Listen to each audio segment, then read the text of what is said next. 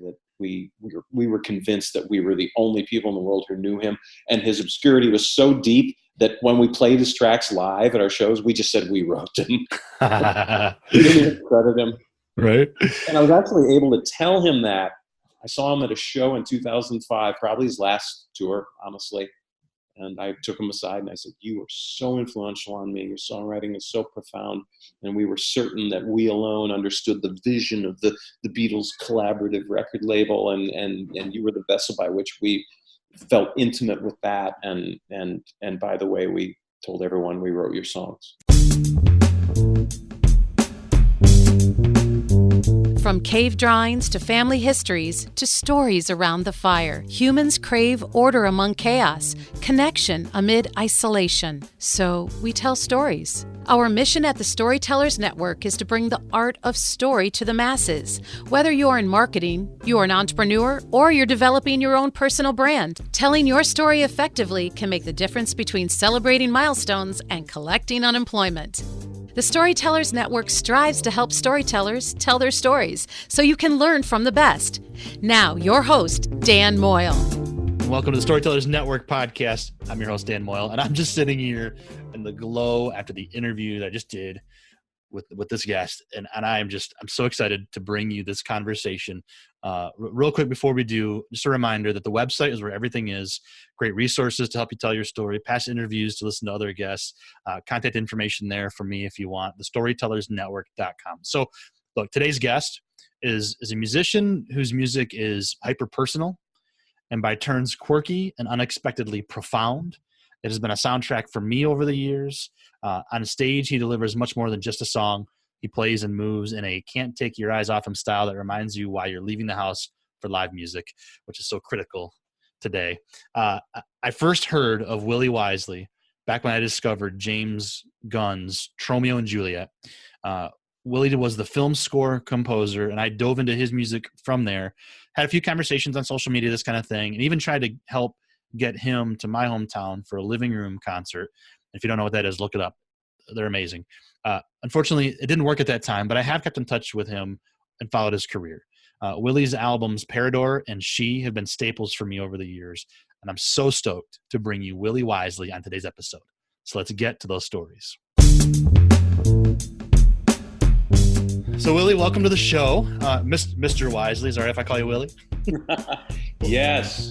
Welcome to the show, man. Appreciate you taking time to be on the Storytellers Network. Thank you, Mr. Moyle. So, Willie, do you consider yourself a storyteller? Honestly, no. No, really? I feel like occasionally a song of mine will be a story, but I guess I've just never given maybe credit to the idea that a story doesn't necessarily need a plot. It can just have a feeling. I think it can, yeah. And it's funny. I don't know if it's funny, but it's interesting to me at least. Over the last, 80 or so interviews that I've had, this is the first season where I'm talking to what I consider entertainment storytellers, and my first opportunity to talk to possibly musicians. So as a songwriter, I was really excited to have you on, and as a fan of yours, I was excited. But I've often thought that music is story, and music adds to stories. So in my mind, you're a storyteller. So I was really excited for this. But let's, I want to kind of explore quite a few things. I have a whole list of things I want to talk about, but one of the things I want to explore is the idea that maybe if you haven't thought of yourself as a storyteller, does what you do add to stories? Yes, I think obviously, because people come to my shows and they emotionally respond, and honestly, I'm thinking of the shows that I've done recently, and I'm thinking of two songs, and one of them is called "Too Quick to Love," which has a plot, and that's people's favorite song. It's very dramatic, and in the live setting, we even add some pauses and some quick scene changes that aren't on the recording, which really takes the audience along for a ride. So by the end of the song, they feel like they read a little novella. And the other song doesn't have it's called the Illumination, and it's on my forthcoming record. Hasn't been released yet. people enjoy that because musically it tells a story. There's a lot of improvisation. There's a lot of stretching by the band musically. Everyone gets their features. There's odd bar times. The band gets extremely quiet. Maybe, you know, you feel like maybe the tempo goes away and then it comes back in huge. And then there's this, I call it the sun rising at the end of the song, and it ends with this illumination, as in the title of the song. So, but honest to God, those lyrics do not have a plot. That's just telling the world that my wife is really awesome. Which is a story in and of itself, right? We are blessed by our partners and spouses. So it's interesting because I've thought about this in preparation for some of these conversations with entertainment and especially music. I think of like the classics like Beethoven, Bach, Mozart, and maybe there are words, maybe there aren't, but it's music and it's a story. It's those ups and downs, the tempo changes, the bravado, and then you come back on these things. And so when you described Illumination just now, that's what I thought of was a journey through that music. So, I mean, I guess that is kind of a story then, huh?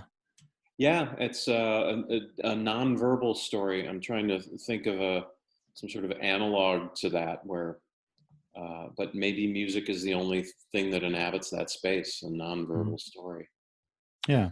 Now another thing that you do is music scoring for film. So we'll get to that in a minute. But I want to stay on this idea of songs. A couple of my favorite songs from your albums are "Erase Me" and "Through Any Window." Parador is one of my favorite albums just out there. Like no BS. When I listen to it, I go back to that moment that I discovered it, and I can feel those feelings. So I kind of want to explore either one of those songs or one of them or both of them or whatever. But can you, like, especially with "Through Any Window," I can picture you describing eyes. Do you remember the story behind that and what that means to you? Oh, the cruel irony of that is no. Yeah. That song came to me. It's a cloud. It's a cloud of meaning. When I sing it, I don't think of anything specific except in the middle of the bridge. Yeah, but red is the color of. I was just trying not to rewrite Donovan's Colors, his song Colors. The music really demanded that I list off colors and name aspects of something, and the music just sort of told me what words to use. That happens a lot. So that didn't come up from a specific place in my life until the bridge, when I sing, "School bus, take them far from home, take the children far from home, take the children far from home, soon they'll see how sad their lives become." Yeeps. God. And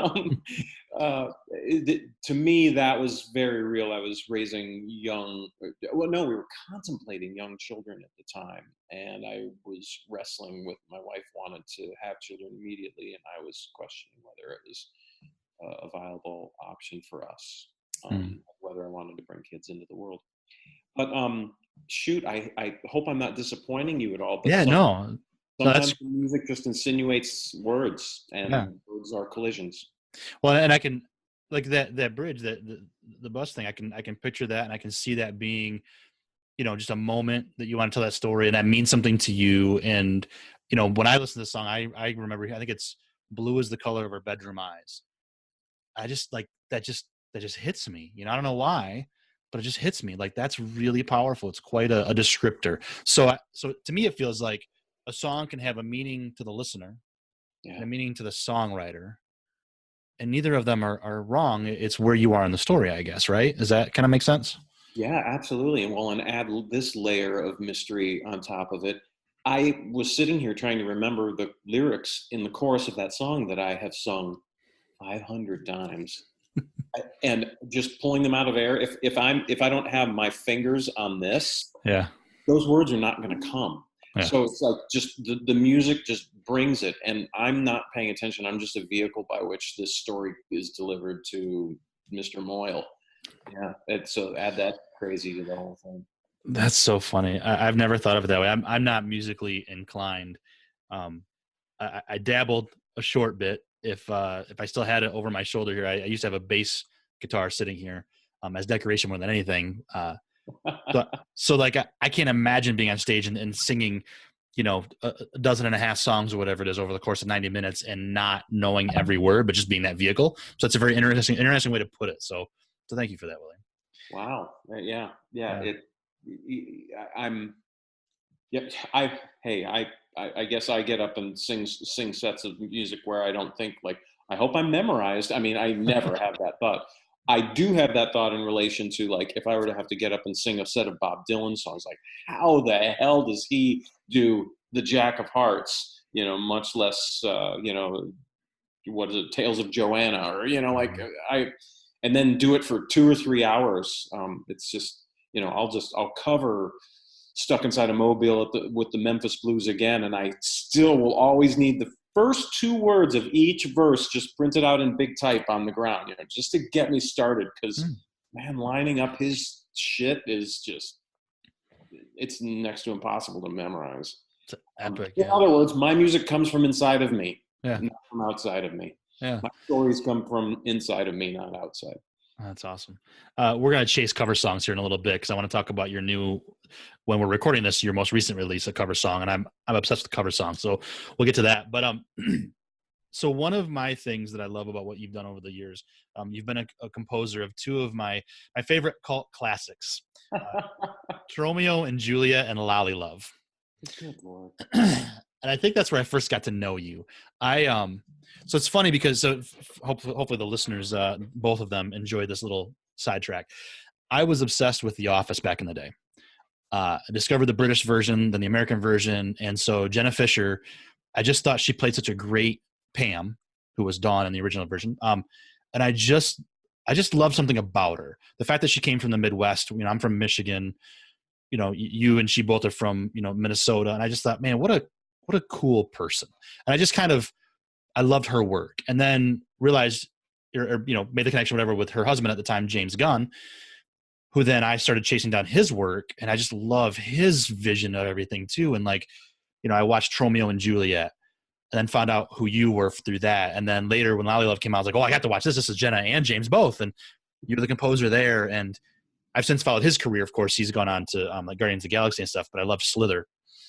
So anyway, needless to say, I really loved how the music is part of the story.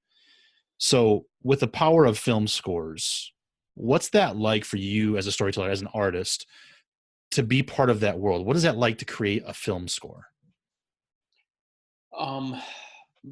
My favorite, I don't think about it. It's not a conscious act. My one of my favorite film scores ever, and I haven't done a ton of them, but there was one called The Man Who Invented the Moon, which was also made by the coterie of people surrounding James and Jenna.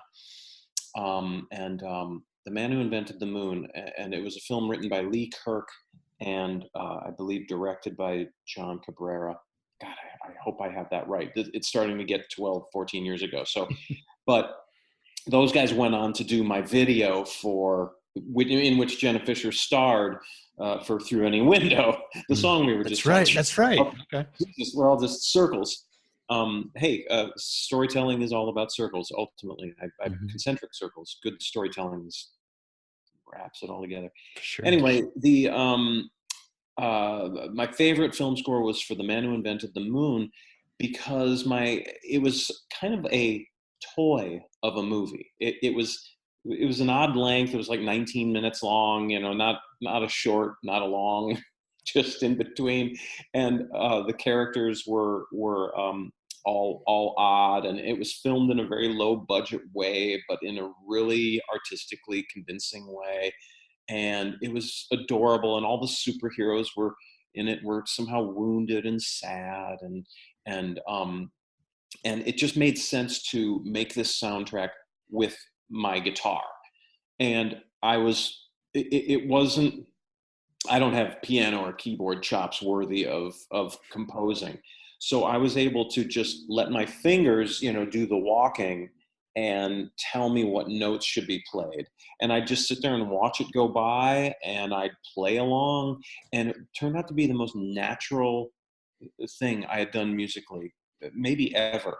And out of that, actually, if you listen to that film score, 3 songs on my 2008 Wisely album had those same motifs. The motifs from songs that I would later develop were all born of that improvisational film score. Wow. It would make sense that Harold and Maude was a film that I went and saw, 10 times in my teens and 20s. I was so fascinated with it. And Cat Stevens to me was 40% of that film's success. And everyone was just so brilliant in it. But the nature of that soundtrack was so deeply impacting on me that it just made sense I was glad to finally have a movie project where I didn't have to pretend to have a string section, or I didn't have to pretend to have an opera singer, or it didn't have to rock, I could just be evocative with an acoustic, with a very intimate instrument. And so again, that is an internal process, telling that story along with the films, as a film score does. It was an internal process, not visible to my own eyes. Man, it's fascinating. So it's funny you bring up Cat Stevens, because along, again, concentric circles, one of the Ricky Gervais projects that I loved had Tea for the Tillerman as the soundtrack to it. And I went and found the album, and that became one of my favorite albums. But it's connected to Ricky too. Like, it's just this, like, story is connected everywhere. I mean, it's incredible. And music, to me, is the vehicle by which all that comes. How much does music, not like beyond creating it, obviously you're a creator, this is part of you, but how much does music play a part in that part of on those parts of your lives as a listener? Huge. I was on Facebook just last night. Yesterday I had posted a Spotify playlist of all my favorite recordings from Apple Records that weren't Beatles recordings, mm-hmm. or no Beatles solo stuff. So it was a bunch of artists that Apple had signed, obscure and not so obscure, Badfinger, probably most notably, Billy Preston notably, but and James, and in my opinion, James Taylor's second best album ever. But then also some unknown people like Jackie Lomax and Mary Hopkins and some others. And I was reminded when I was, and this is what you were saying earlier, I believe with Parador, it just put me right back into 30 years ago. Billy Preston's song is That's the Way God Planned It. And I think he sang it at Concert for Bangladesh too. There's a great live version there, but the studio recording of that on Apple Records is so unbelievable. And I'd never heard a recording that was so hopped up and so, it had that, the gospel fervor, but it had all the rock guys playing on it. Like, I think Clapton is doing a lot of hootling on the end of it. I think George and Eric are like trading licks at the end. It's an air guitarist's dream, the song. And I was posting that on Facebook because to hear this with headphones on yesterday, I was like, oh, wow, I have not listened to this in 20 years, and it is blowing my mind again. And I remember coming home from high school, frustrated with life and love and liberty, and going up to my bedroom and turning that stereo on so loud and listening to this 5, 6, 7 minute long song with this incredible air guitar jam at the end of it. Staring out my window, I see all the colors of my boyhood bedroom, and man, it just evoked a whole tale of what was going on in my life then. Yeah. Music, man, it is. I mean, I've heard it said that smell is the most powerful, like, reminiscent sense, but I think it's music. I think, man, it gets me there, So let's talk a little bit about this Apple Records phase or obsession, whatever you want to call it for you, Willie. Your newest recording is, you mentioned Jackie Lomax, it's Fall Inside Your Eyes. So it's a cover song. Let's talk about covers, but this Apple Records thing, I'm going to read from the press release, because your PR person is awesome. Talks about produced by none other than George Harrison, commercial flop.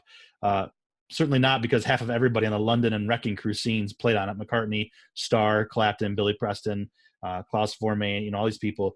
But because the Beatles didn't know squat about how to run a record label or how to promote the music they were fire hosing.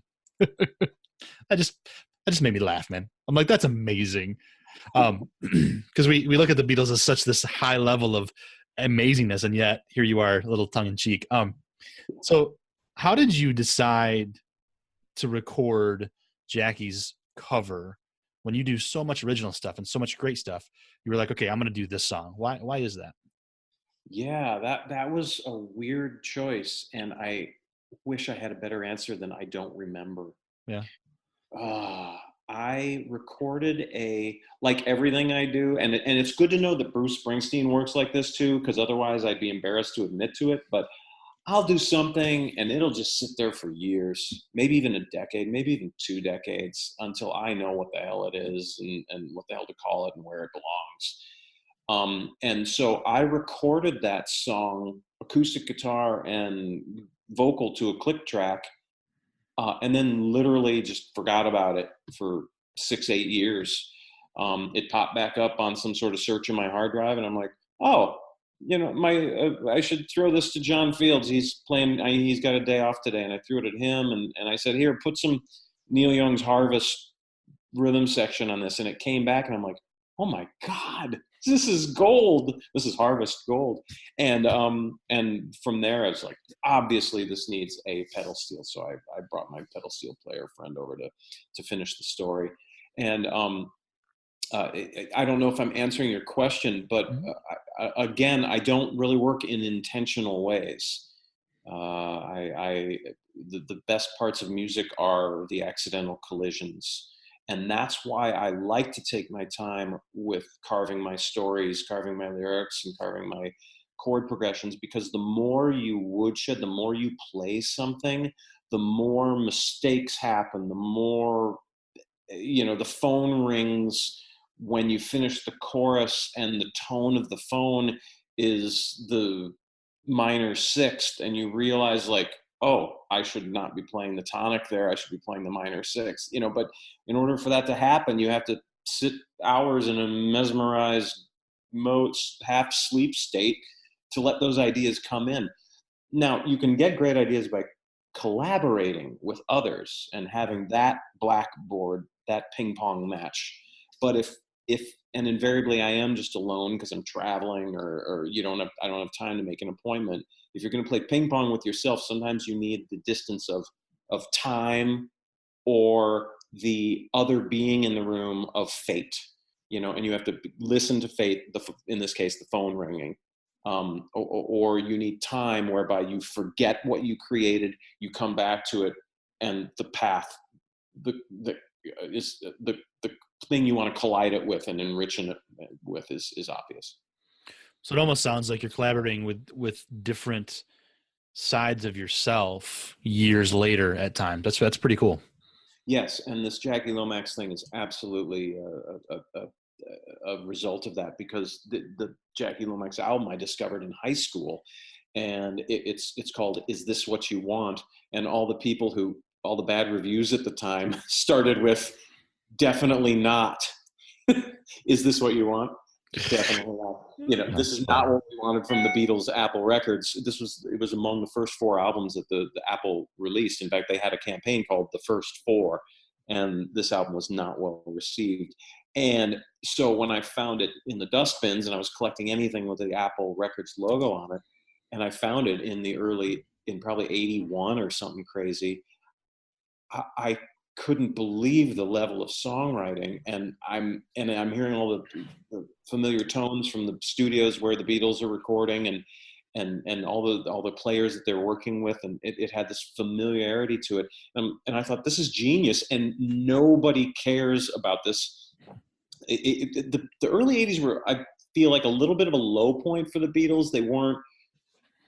Their stuff hadn't been remastered in a while. I don't think they probably knew how to do the CD era correctly. The US albums had just been sort of retired for the British albums, so people in the US were like, what album is this? This isn't Revolver, and they just, probably weren't getting licensed in television because they were shutting that stuff down and not allowing it. But yet that was becoming the dominant way that people would discover, a new audience.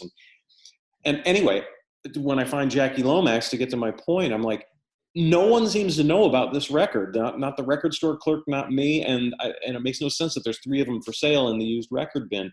So I took it home and I showed my bandmates, and we were just like, we are the only surviving Jackie Lomax freaks in the world. And I, as I explained, and I think I may not have released it yet. I did a little explainer of my music video for the song "I Fall Inside Your Eyes." And in it, I say that we were convinced that we were the only people in the world who knew him, and his obscurity was so deep that when we played his tracks live at our shows, we just said we wrote him. We didn't even credit him. Right. And I was actually able to tell him that. I saw him at a show in 2005, probably his last tour, honestly. And I took him aside and I said, you were so influential on me. Your songwriting is so profound. And we were certain that we alone understood the vision of the Beatles collaborative record label. And you were the vessel by which we felt intimate with that. And by the way, we told everyone we wrote your songs. And in the news release, it kind of describes that. But I want to hear you. How was his reaction to your exuberance? Fascinating to me. Well, he honestly seemed a little confused by the situation. Yeah. We're naturally all a bit stressed when we're playing shows, particularly with pickup bands and not really on tour. He was more of I think he was just brought out as sort of a special guest, and so he was a little rusty, and he had to kick that out. And the guys in the band were doing awesome, but there's just a lot of looking around and not knowing when things are going to end, and a lot of unknowns. And he got off stage, and so that combined with his advancing age, as well as what was the other thing I was going to bring up? Sorry, a brain fart. He just seemed sort of out of it. And his British kind of repose. Because I'm being super fanboy, I'm being super American fanboy, verging on Japanese girl fanboy, if that makes any sense. Yeah. And it's just a little too much for the reserved Brit. I noticed that. I toured England in the mid '90s, and I noticed that my enthusiasm to make friends was often met with a little bit of like, I think the British don't find enthusiasm to be terribly genuine. So it's funny. Interesting. And you've toured quite a bit, so that has to I just think it's interesting to see the world. So yeah. The Japanese tours were particularly there were 3 of them, and particularly. I mean, I could go back and do it again. I just family and kids and day jobs that I absolutely am in love with doing. I can't tour like I used to. Yeah. So let's talk about your day job. It's with Concord Music, is that right? Yes. Now just Concord. Yeah. Because. So what does that mean to be in acquisitions for Concord Music?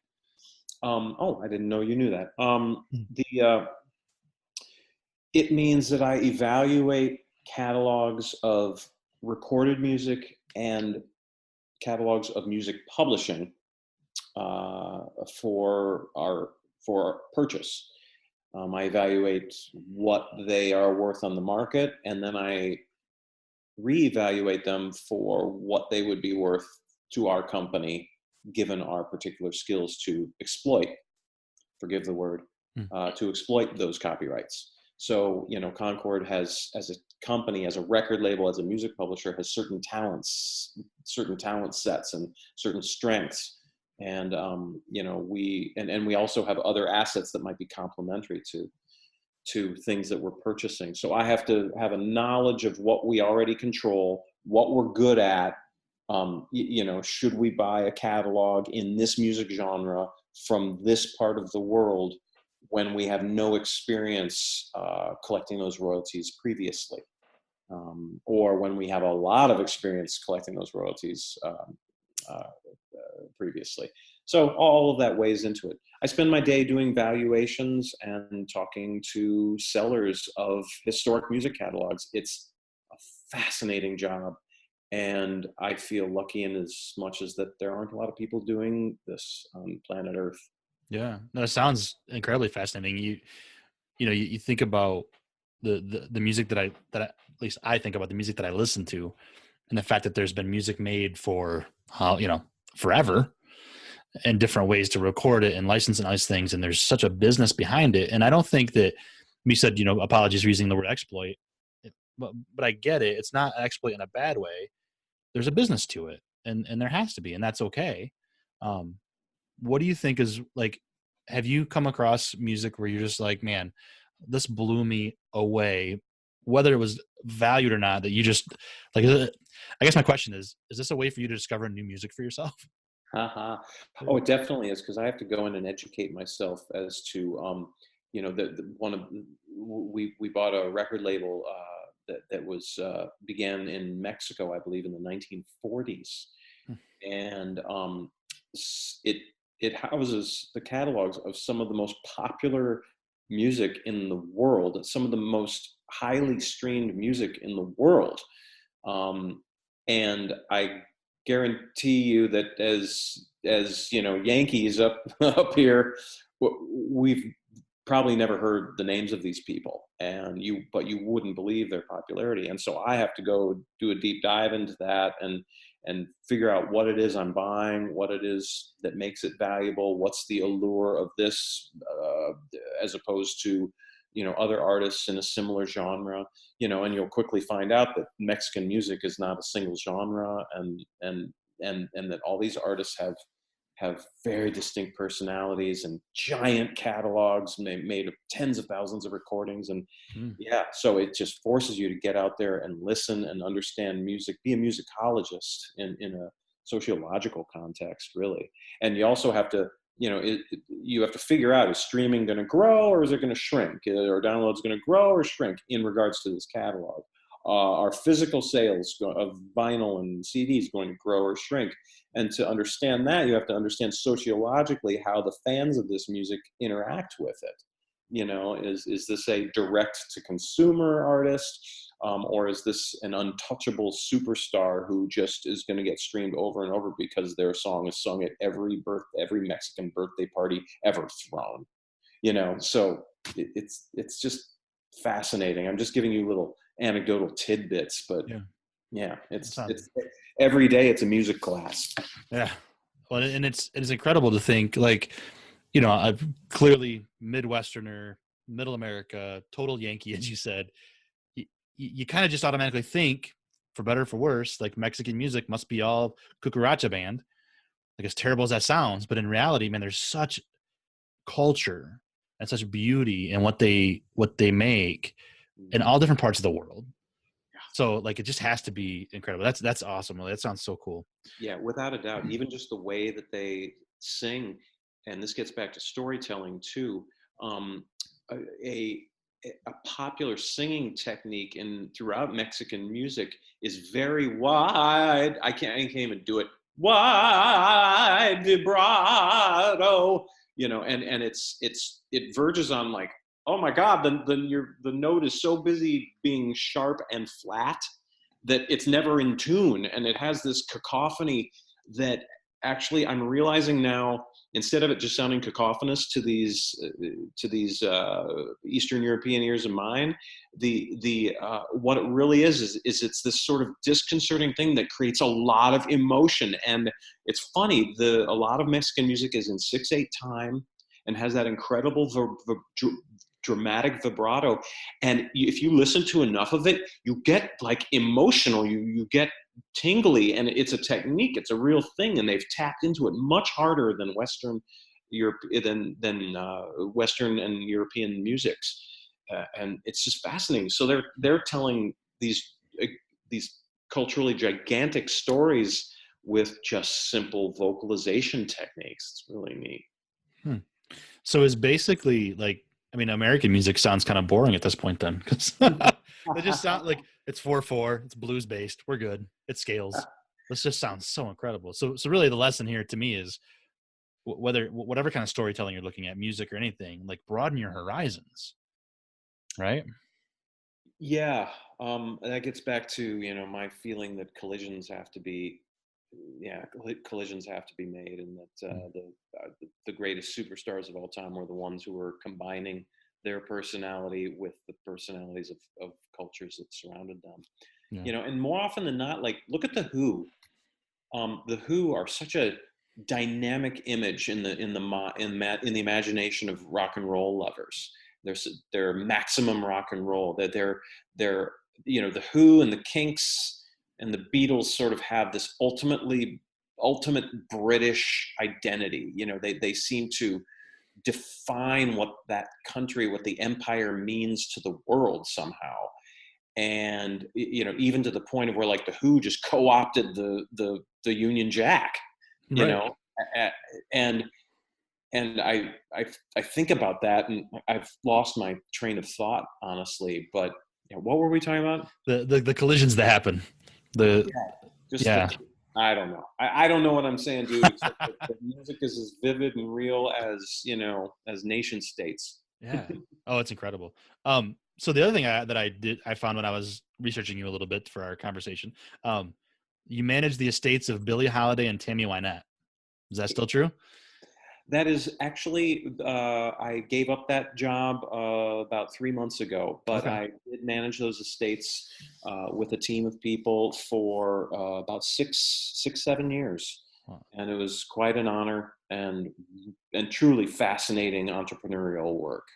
So what is that like? I mean, I think of Tammy Wynette, I think of Billie Holiday, again, like in a frame of storytellers, amazing storytellers, singers. I mean, country music alone is all about story, right? The joke is you play a country music song backwards, get your dog back, your truck back, and you're remarried, right?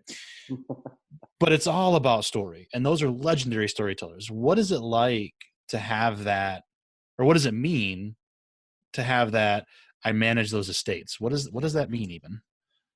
Yeah, you have to. There's a lot of questions that go along with that, particularly in the case of Billie Holiday, where the dominant image of her was of a suffering heroin addict, and her story as the reinvention of modern singing, as the reinventress of modern singing, gets completely buried under all the bullshit. And it was such a shame that the government victimized her. The FBI in particular targeted her. Her manager was forced to, who managed Louis Armstrong, was forced to give up one of his clients to a drug bust. He had to choose Billy because Louis was his bigger client, and then all the things that go along with being black and female in 1930s, 40s, 50s America. And you lose the fact that if you're enjoying Amy Winehouse, you'd better be acknowledging and enjoying Billie Holiday, because without Billie, there is no other. And so you manage an estate with that sort of reverence. You have to be careful because you're a white male, de facto acting as the persona of a female from this time and of her race. So you have to be very gentle about issues, particularly when you're her voice at Twitter. I'm not literally talking in the person of Billie Holiday. I'm not tweeting in the first person. Sure. But we have to be very careful about the subjects we address and any anachronisms that might exist that would make that kind of a naughty, or anything that would be in modern days seen as I'm at a loss for words. Inappropriate, So a lot of things happened in the 1930s that aren't appropriate anymore. Sure. So, but what big thing with her is she was intrinsic in the development of the song "Strange Fruit." She didn't write it, but she was there when she was important in how it was put together. And that's a long story, but and that's considered the first protest song ever written, and which can't possibly be true, but in the modern day, it is definitely a protest song, and it was protesting lynching, and it was very bold for its day, and that was why a decade, 2 decades later, she was still being targeted for drug busts, because the heads of the FBI didn't like the fact that she was speaking out on issues that African Americans were not supposed to be talking about. So, I mean, protests, that's a whole different like rabbit to chase. Protest songs. I mean, I've heard, and I've probably said it over the years, why do I care what you think? You're just a musician. You're just an actor. You're just a whatever. But in truly, like, art is the mirror by which we measure our culture, I think. And protest songs are a big part of that. I mean, that's a thing. And so it's incredible. I would imagine it has to be incredible to be connected to that history of our music and our country and our culture. Yeah, it was really cool. My favorite moment came during the year of her centennial in April of 2015, and we were in charge of assisting and staging, a lot of initiatives around her 100th birthday. And my favorite, we helped line up a CBS Morning News piece on Billie Holiday. And the producers of that show called me with Scott Pelley, I think is the broadcaster and his producers called us and said, what should we do? And I'll just take credit for the idea. I had long been tracking, like, who is still alive that played with Billie Holiday? And at the time, I knew of 5 individuals, 3 of whom I knew where they were. And one of them was Quincy Jones, but I think he just, it sounds like he didn't really play a gig with her. He just showed up to a jam session and might have been adjacent to whatever was going on. But I knew that the jazz guitarist Kenny Burrell had done some significant concerts, her Carnegie Hall, their second big Carnegie Hall show, and headline. And he had also played on her 1956 album, Lady Sings the Blues, and other important sessions. And I knew Kenny Burrell was just an emeritus professor at UCLA, just a few miles away. So we had the producer, or I got in touch with Kenny or something. We hooked that all up, and I was able to go to the interview with Kenny Burrell, who was in his mid-80s, I believe. And we went over to UCLA, and the reporters were there, and the producers, and I got to meet Kenny, who I had actually gone and seen. I'm a huge jazz freak, and my wife and I had gone and seen him play at a small club in LA just a couple of years before. And so it was just great to be in the same room with him. He was on, he worked with John Coltrane. He did duet albums with John Coltrane, just top line jazz guitarist. And it was neat to meet him, and I'll be damned, he gave the best interview. An 85-year-old man had his wits. He was retelling stories about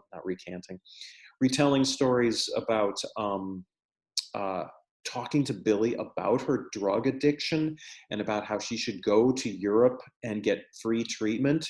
They don't criminalize it like they do in America. They consider it a victim, they consider drug addicts as victims. And he was weeping as he was telling this story. And to think that I had anything to do with coaxing that story out into the mass media on a Sunday morning on a major network was one of the most rewarding things I've ever done. And I was sad to hear Kenny Burrell right now has a GoFundMe campaign, because of all things, when he turned 85, they had a huge 85th anniversary show for him at Royce Hall at UCLA. And apparently on his way to or from stage, he fell and he never recovered. It led to financial disaster. Then they had he and his wife had their identity stolen. and they're about ready to be homeless. Wow. This is an emeritus professor about to be homeless. This is like this is news from 3 weeks ago. His GoFundMe campaign, what's set at $100,000, is now coming in at nearing $300,000, I think. Oh, good. So people are coming to show support for Kenny. But I feel, please GoFundMe. Kenny Burrell, 2 R's, 2 L's. Amazing player, one of the last living people to play with Billie Holiday. And the other one is Quirky Hale, and she's still alive and well in Los Angeles as well. She's actually married to Mike Lieber and Stoller. Okay. Yeah. So man, Mike Lieber, Jerry Stoller. Yeah, I think so. Wow. Don't I get that? So many connections. It's incredible to think about how much music touches everything. Mm-hmm. It really is. Yeah. Well, luckily, only a fraction of us are good at playing music. So that makes it that, you're likely to get a call back, and a good gig is likely to string along and draw people, and it's actually a smaller world than one might think. And I think that's what people enjoy about it too, is the connections. That old show Connections from the BBC in the 70s. Such a great show. That was the first time as a kid watching that, where they just have some mad scientist connecting the sculptures in Bali with crazy. The burning of trash in urban London, or whatever it is. Yeah. But it's the connections, and so people love the drama. They love the story, of how can I connect this? How can I hear what's actually, connecting this to everything else in the world as I understand it? Absolutely. And as there's only a small portion of you who are gifted to do this. Are you all fans too then? Like, quite often? Maybe not everybody, but I mean, I got to believe, like, I've thought about this before at a concert. You see the opening band, the opening act, and then the main act comes out, and I'm picturing the opening act then in the crowd, in the mosh pit or in the whatever, just enjoying the music. Or, or the main act, when the opener's out there, they're maybe watching it, maybe not every night, but because you're just fans. Does that happen? Oh yeah, it definitely does. I remember, opening up for Dr. John. I remember opening up for the Violent Femmes. I remember opening up for Trip Shakespeare. I remember opening up for Buddy Guy. Wait, oh no, not Buddy Guy. Drawing a blank. Harmonica player who always played with Buddy Guy. Oh, I don't know my jazz or. Shame on me. I'll think of it in a moment. But I can't remember. I remember it so well, I can't remember. Junior Wells. Yeah, blues harmonic lick. Junior Wells. So just the most amazing. And he was like, I was just so at his feet after that gig, and he's like, get up off the floor, young Skiggly. I don't think he misheard my name. It's Wiggly Skiggly. And he's like, come back and have some barbecue with us. And I went back and he's an entourage with his entire family, Chicago blues. And they are back there with a folding table that was a foot high in barbecued ribs. And his whole family's back there. And we were just, so gracious. But awesome. No, I'm a huge fan. I think in order to make music, if you're not a fanboy or a fangirl yourself, like, I don't know where the inspiration's going to come from. Mm-hmm. I've already told you what inspired me to just play air guitar in my high school bedroom. Without that, there's no songs, because without the air guitar, without music touching me and making me believe and feel something, there's no compunction to write, to get on stage and make it. And with me, you can take that a step further. It's like, well, if I'm gonna, because I only knew the Beatles because I'm a maniac, I wouldn't listen to anything else. It's like, oh, I just have to do what the Beatles. I'm so in love with them. I just want to be them. And if I want to be them, I have to do what they do. And I guess that means I have to start writing songs. Okay, I'll start writing songs.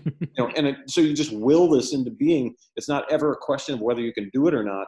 You're just modeling because you're 15 years old and that's all you know how to do. Mm-hmm. So, yeah. Yep. I can picture it. When I was in high school, I became obsessed with the Doors and Jim Morrison, and I wanted to be the next American poet. And so I made the same necklace that was on the Doors' Greatest Hits album. I would try to grow my hair like Jim. I tried to write poetry, and I realized that I'm not Jim Morrison. But I've been able to be creative in my own way. So no, I get it. Dude, I actually went to the Renaissance Festival in the early 90s in Minneapolis, St. Paul, and went to one of the artisans there and showed him, did I bring my vinyl of Zeppelin 1? And I'm like, I want Robert Plant's necklace. Can you remake me Robert Plant's necklace? Yes.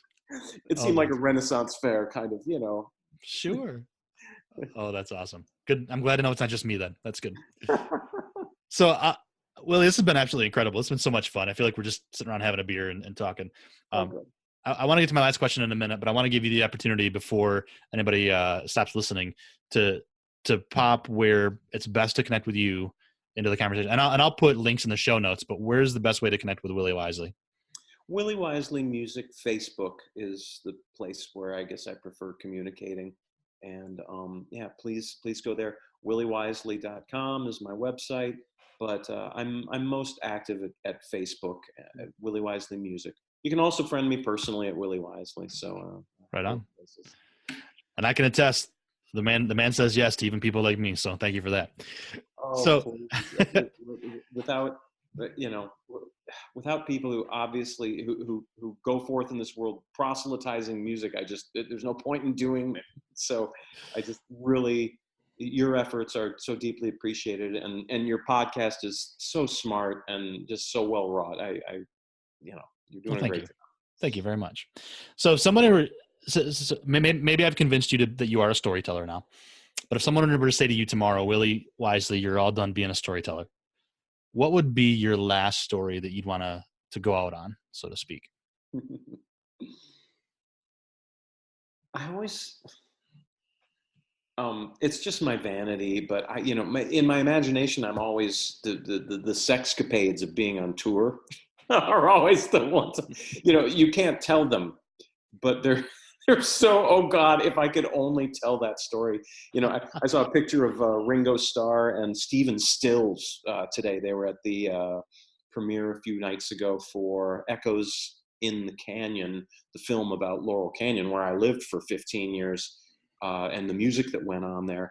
And, the Beatles visited Laurel Canyon, and Crosby, Stills and Nash were like the kings of Laurel Canyon, among with everybody else who was there, including Jimmy and Neil and Frank Zappa and the Monkees. The Monkees are still there. Three Dog Night, that dude's still there. Like it's banana, Jackson Brown. Anyway, and of course the biggest, Joni Mitchell probably, but she still owns homes there. Wow. I drove by it every day for 15 years. So oh wow! You're just like, Joni, it's so stupid. But like you say, we reach out for narratives in our life, and that's one. Yeah. Anyway, I saw that picture of Ringo and Stephen Stills together, and Ringo was like, well, these guys turned us on to acid,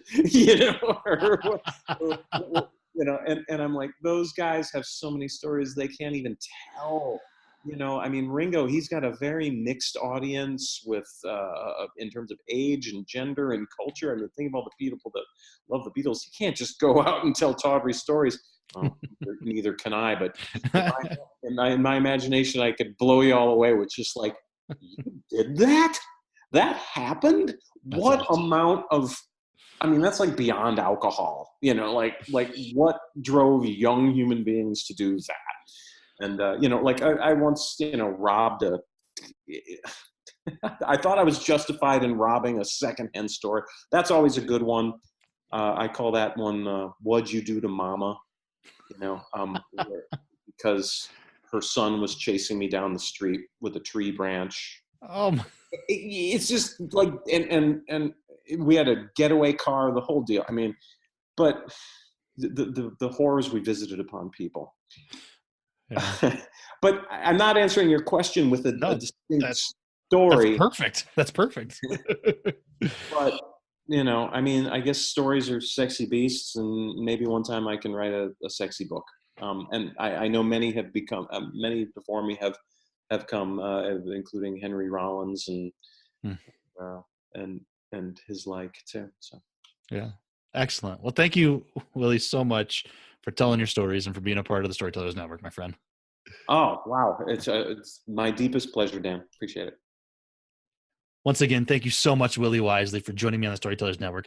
Please go visit the links in the show notes. Check out his newest album and his past catalog as well. But connect with Willie. He really is a genuinely amazing guy, has great content out there in the world, just music and thoughts and everything. Just a good guy. So connect with those links in the show notes. If you enjoyed this episode, this conversation, please consider sharing it on social media or texting someone or telling someone about the show. Listeners like you telling people about the Storytellers Network is where it's at. So I appreciate that very much. And if you want to share your story with me, go to thestorytellersnetwork.com, go to the contact page and hit contact Dan, and let's have us a conversation. Thank you for listening. Until next time, here's to telling our stories and having those stories to tell. Cheers.